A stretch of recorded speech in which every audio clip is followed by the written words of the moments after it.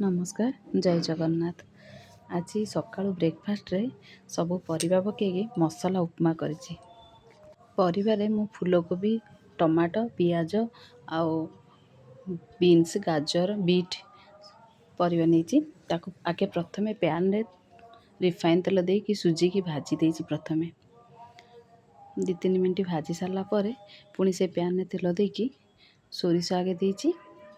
तापरे भूसुंग पत्र आउ टिके बुट डाली पकेछि। आपन चाहिले बादाम भी नेबे। मु बादाम नेइनी काहे ग्रीन मटर नेइथिल तो बादाम आउ नेइनी। ताको आगे टिके भाजी देबे। आ एथिरे सिमेई भी नहीं परिबे। मु सुजी सहित सिमेई की भाजी की नहीं परिबे। मु खाली सुजी नेइछि।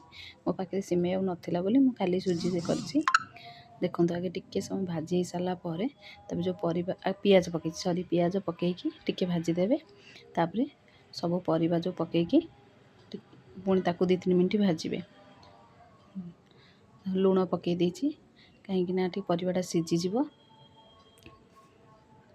तापरे हळदी टिके पकेछि पकेकी तापरे पुणी टिके भाजी देछि।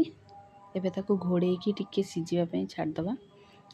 टिके भाजी हे सालानी। तापरे सेते जो मसला मु पकेछि सेते जो मैगी मसला आसे से मैगी मसला टे पकेछि। पकेकी थरे करंतु देखिबे केते टेस्ट लागिवो। तापरे पकेकी पुणी पानी दे देबे। तापरे ताकू घोड़े देछि। पानी फुटी गला परे मु सुजी की जो रखिथिली सुजी की पकई देछि। थरे मसला उपमा करी खांतु देखिबे केते टेस्ट लागिवो। वेजिटेबल उपमा तो करूछंती थरे एमती मसला देकी करंतु देखिबे बहुत टेस्ट लागिवो।